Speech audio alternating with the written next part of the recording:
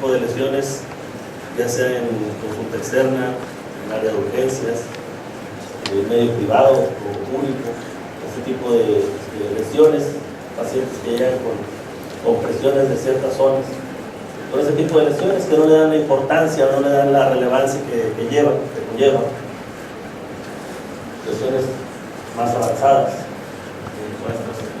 ya aquí con antecedente de una amputación, una lesión aquí en calcáneo, en el talón, o quizás estas, ¿verdad? Pueden ser muy aparatosas y que la verdad es que casi nadie les quiere ver. Las ven y dicen, pues un pie diabético no tiene caso verlo, no es culpa de él. El paciente no se cuida, no sigue las indicaciones, entonces por eso está en ese estado. Fue el doctor Elliot Proctor Joslin en 1934 cuando publicó un artículo en New England sobre las complicaciones de la diabetes, condicionantes para la neuropatía diabética. Y él comentaba que, la gangrena no es enviada por el cerebro, sino nacida en la pierna. Y esto se refería a que prácticamente no era un castigo divino ni nada por el estilo que presentaba el paciente, sino todas las secundarias, malos hábitos de higiene, malos hábitos dietéticos, principalmente por los niveles de glicemia, por la hipertensión, por los ciertos factores que también alteran esta patología. Aquí tenemos el artículo que publicó en 1974.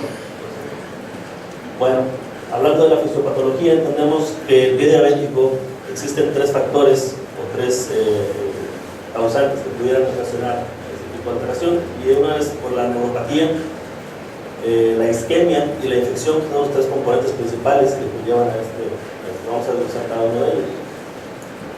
La OMS comenta que la neuropatía es la complicación más frecuente de la enfermedad, y ejemplificamos hasta cierto punto lo que el paciente muchas de las veces nos refiere en la consulta externa, una sensación de ardor o que le arde los pies, una parestesia, disestesia o hipostesia, dependiendo del grado de neuropatía, pero es como principalmente se presentan de manera inicial estos pacientes. ¿Qué pasa en la neuropatía? Bueno, primero, obviamente, el descontrol metabólico, la hiperglicemia, que condiciona un aumento en la glucosa en el nervio. Esto a su vez aumenta el sorbitol y el mioinositol en el nervio, que condiciona un aumento de la resistencia vascular endoneural, lo que a final de cuentas conlleva una hipoxia neural y disminución del transporte axonal, con una alteración en la transmisión del impulso nervioso a la sensibilidad, tanto sensitiva como motora. En la fase isquémica están asociados tres factores: el síndrome metabólico, que pudiera condicionar lo que es el tabaquismo, la hipertensión de la epidemia, bien descrito en múltiples publicaciones en New England y en otros artículos de revisión, que son factores predisponentes también para causar lo que viene siendo el pie diabético. Alteraciones metabólicas condicionan alteraciones de la hiperglicemia, agregado una infección, disminuyen los mecanismos de defensa, aunado a una flora microbiana, polimicrobiana de este tipo de pacientes, que conllevan a que, dependiendo del grado de afección, en ocasiones se pueda requerir hasta una amputación mayor, que eso es lo que se trata de evitar en este tipo de pacientes. En cuanto a la infección, bueno, cuando hay la neuropatía, cuando esta es autónoma o sensitiva, cuando hay autónoma, pues la piel es seca, se forman grietas en el pie diabético, y esto condiciona que pueda generarse o condicionarse ahí el medio propicio para el crecimiento bacteriano. Cuando hay una alteración motora, bueno, necrosis metatarsiana por la misma compresión, la pérdida de la sensibilidad de los pacientes, que conllevan a zonas ulceradas, y el paciente una detección tardía de esta patología. Igual la falta de respuesta neuroinflamatoria, es decir, pues la quimiotaxis, la respuesta inflamatoria inhibida, que en un momento dado también no responde ante el efecto agresivo. Cuando la isquemia, bueno, pues la aterosclerosis, por los factores que anteriormente mencioné, el tabaquismo, la hipertensión, condiciona una disminución del flujo, y la lesión de la microcirculación, ya en los capilares distales, que agrava todavía más el problema. Entonces, un pie que está en riesgo agregando una infección, pues obviamente es algo fatal para el paciente.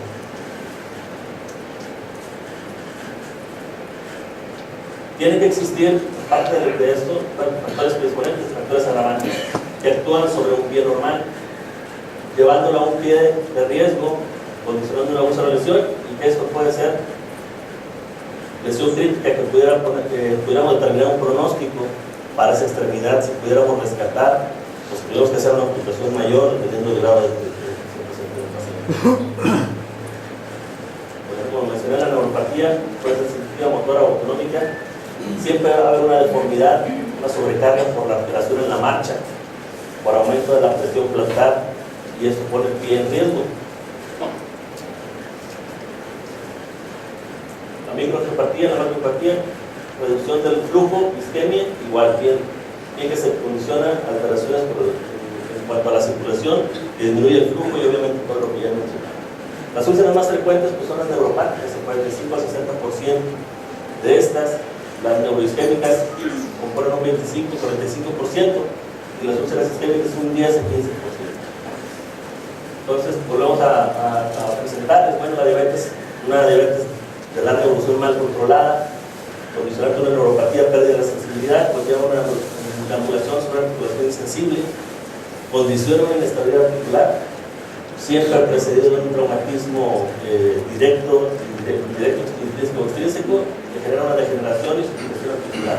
Si agregamos a esto una infección, todavía más problemas para la ansiedad. El cuadro clínico, bueno, la mayoría de estos pacientes consultan por lesiones o úlceras provocadas por traumatismos directos, pero este sin dolor. El paciente llega con nosotros a la consulta y trae una úlcera que no se había detectado. Al momento de la exploración detectamos una zona, una hiperkeratosis, que ya es una lesión precursora de una compresión extrínseca en este caso, y que el paciente ahí encontramos una alteración inicial y que podemos actuar para poder prevenir esta complicación. Aquí tenemos algunos ejemplos de úlceras de tipo neuropático. Son lesiones que se presentan principalmente en la base de la cabeza de los metatarsianos. Son lesiones bien circunscritas, indoloras muchas de las veces, o en las regiones dorsal y distal. Estas por lo general sí presentan un cierto grado de parestesia, de dolor.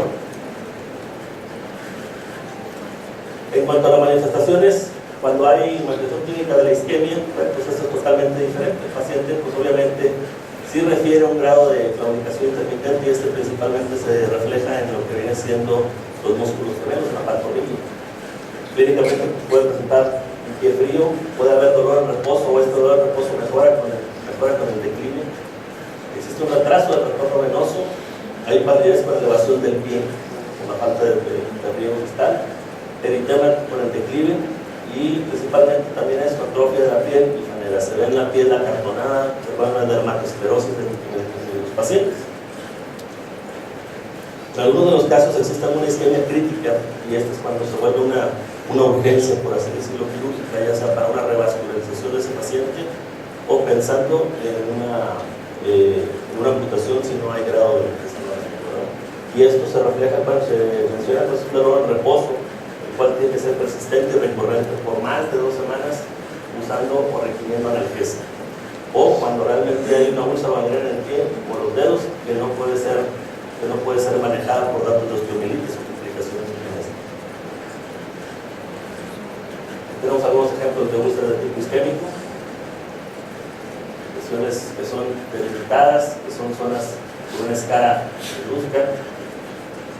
Esta zona también, los zonas digitales distales, que son donde está la microcirculación, se afecta de manera principal. Incluimos la zona de hiperkeratosis, aquí las zonas principales donde existe la compresión por el empleo o el uso del calzado, el cual complica y agrava este tipo de problemática, aunado a la sensibilidad que está distorsionada o alterada en los pacientes de manera previa. En cuanto al tercer proceso, cuando hay un proceso infeccioso, pues obviamente las 4 el rubor, el calor, dolor y tumor que se presentan, esto antecede a un paciente que tiene un problema de un pie diabético. hay varias clasificaciones, no hay un consenso general o determinado para poder decir cuál es mejor, cuál es pronóstico, cuál es de manera significativa que ayuden en el tratamiento de ese tipo de pacientes, pero la más usada y que tiene muchos años es la clasificación de Bach. Existen otras de Edmonds que clasifica en 3 tipos, y existe también otra de Gibbons, pero la que más se utiliza y se acerca más a lo que se utiliza de manera cotidiana y te da hasta cierto punto un pronóstico más cercano, pues sería la de Wagner. Y tenemos algunas úlceras de tipo infeccioso. Comentaba, es una zona necrótica, un exudado purulento, hay edema, hay eritema y hay hipertermia local. En ocasiones a veces puede ser generalizada. Esta zona también tiene una infección, tiene una zona de descarga, necrosis y dermolisis, tiene una callosidad aquí, pero siempre fue, como les comentaba, principalmente en las zonas de las cabezas de los pilones tarsianos, en donde existe un cojinete.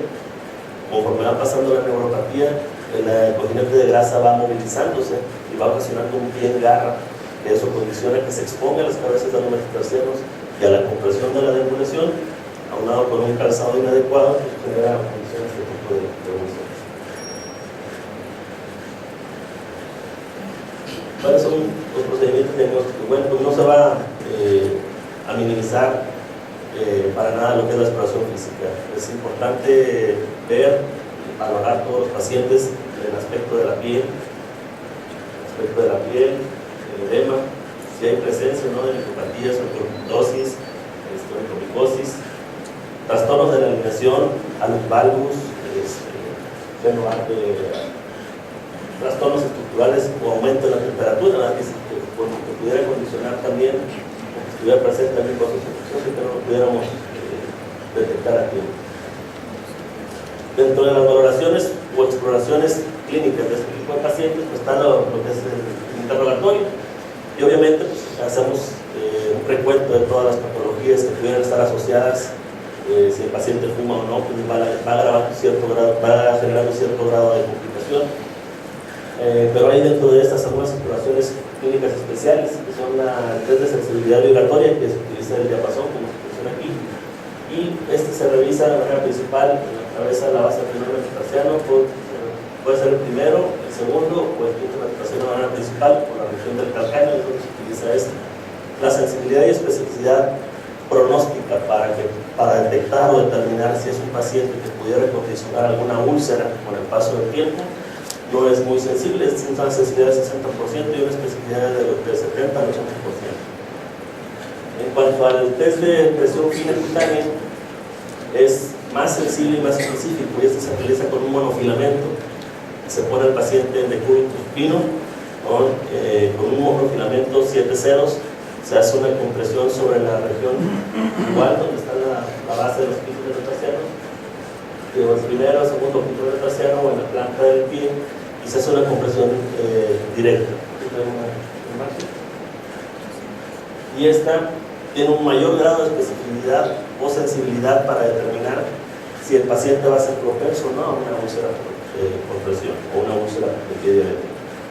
No es conveniente que esta prueba la realicemos cerca de las zonas donde hay hiperkeratosis, porque es una zona donde está alterada, donde nos va a dar una falsa respuesta. Entonces siempre tiene que ser una zona en donde esté libre de zonas de hiperkeratosis o de lesiones. El examen osteoarticular, bueno, obviamente luego de la inscripción, si hay alguna alteración de sexo oral plantar, lo que les comentaba, dedos en garra o martillo, si hay zonas de hiperkeratosis que son etapas iniciales o alteraciones iniciales de una neuropatía en un paciente diabético, que tenemos que prestar atención para evitar que esto se siga complicando. Obviamente, la exploración radiológica, la radiografía, las simples AP oblicua, el TAC, la resonancia magnética, estas son principalmente para ver lesiones osteolíticas. Cuando son lesiones que en un momento dado pasan desapercibidas en una radiografía, quizás podemos valorar un pie diabético que tiene a lo mejor una lesión de 3 semanas de evolución y que no es visible en la radiografía simple de AP oblicua, y el método más sensible vendría siendo en este caso el TAC como estudio inicial para poder valorar esas lesiones de manera principal. Aquí tenemos un ejemplo tiene garra, vemos aquí el continente que se presenta, que recubre esta zona, se moviliza hacia la región posterior, expone esta zona del primer metatarsiano. Obviamente esto pues llevará a una úlcera de manera crónica al usar un calzado inadecuado. Obviamente, aún así, si se utiliza alguna prótesis para tratar de evitar esto, pues conlleva por la situación anatómica y la deambulación, pues condiciona una úlcera de nuevo ahí. Igual en las zonas del talón, que son las zonas de compresión donde se pueden presentar.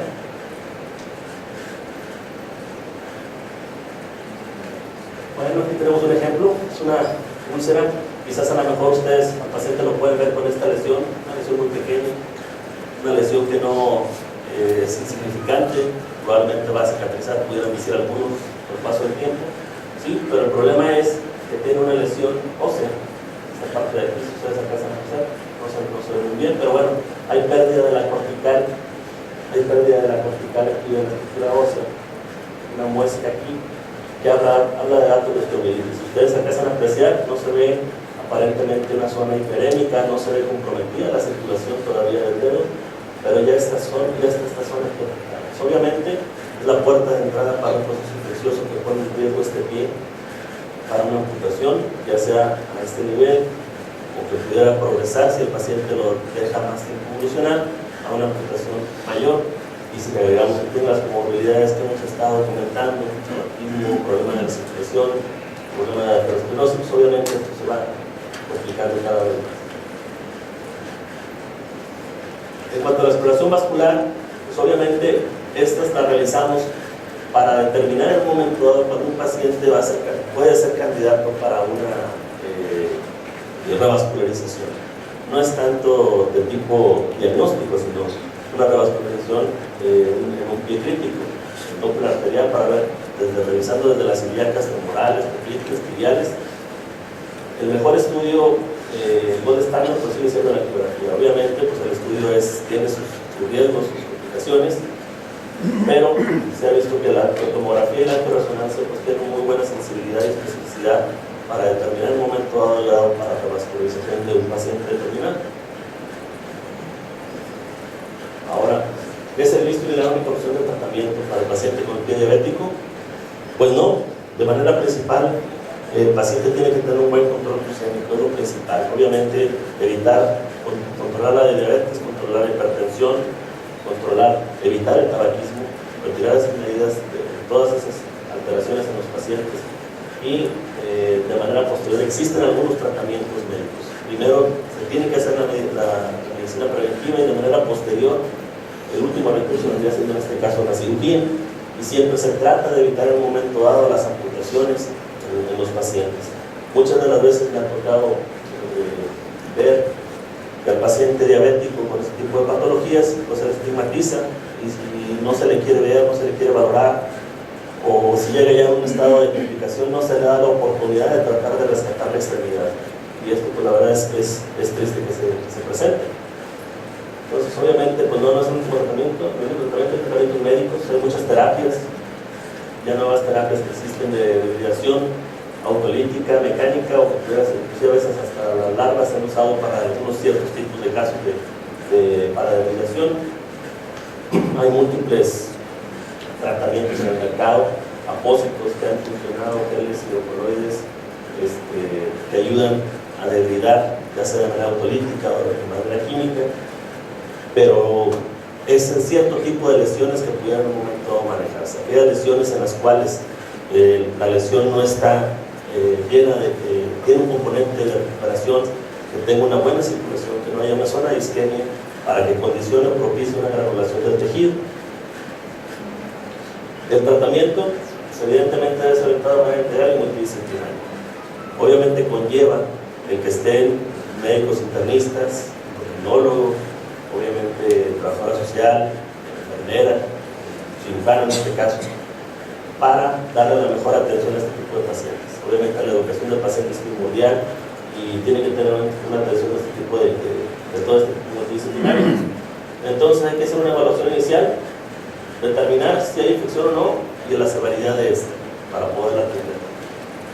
Hay que en ocasiones hacer una selección de antibióticos y instalación médica En algunos de los casos, dependiendo del grado, principalmente en los grados 2 a 4 de la escala de Bachmann, a todos los pacientes hay que hacerles un cultivo de la esterilidad. Se hace un cultivo, se hacen obviamente todos los exámenes, las radiografías para determinar si no hay dactiloespondilitis, si hay afección. Se tiene que hacer en un momento dado algún tratamiento, instalar algún tratamiento de antibiótico-terapia, a veces monoesquema o a veces doble esquema. Y obviamente, bueno, la desviación o la expresión quirúrgica inicial, un lavado mecánico. Bueno, en ocasiones, a veces había dado de llegar a un manejo quirúrgico definitivo que vendría siendo una amputación mayor, que es lo que en un momento dado se trata de evitar en los pacientes. El papel de la enfermera especializada en cuidado de la atención preventiva, bueno, pues ella es parte fundamental en el equipo de trabajo de los médicos. Muchas de las veces nosotros nos enfocamos solamente a la úlcera, pero no nos enfocamos a las otras acciones o las otras afecciones que pudieran estar condicionando o alteración en alguna otra extremidad. Nos abocamos a veces nada más a la lesión que presenta. Entonces ellas pueden estar evaluando el estado de la propiedad y en muchas de las veces la educación química. Ellas en ocasiones han derivado, o a veces refieren, han llevado a la consulta a veces pacientes que son derivadas por una enfermera, más que por un médico, a veces que llega por una úlcera de pie diabético. Entonces, ellas forman parte integral del equipo de multidisciplinario. Hacen una valoración global, pueden usar medidas para los etiológicos, tienen medidas de apoyo sistémico. La evaluación sería del estado de la herida. Ellas a veces en ocasiones son quienes hacen las curaciones. A veces el médico no quiere ver ese tipo de pacientes o ya la vemos en un estado en que sabe que ya la puede hacer la curación en el Cruz Rojo, se la puede hacer una enfermera, no hay ningún problema. Entonces a veces ellas tienen cierto grado de experiencia al ver el tipo de lesión y ellas en un momento no pueden referirnos a nosotros, pero principalmente la educación del paciente y de la familia ante este problema o esta patología. Bueno, el pie diabético pues, es una enfermedad multifactorial, como tal debe atenderse, como tal debe de tratarse. Necesita una atención médica especializada y el rol primordial en la educación pues es básico en este tipo de pacientes.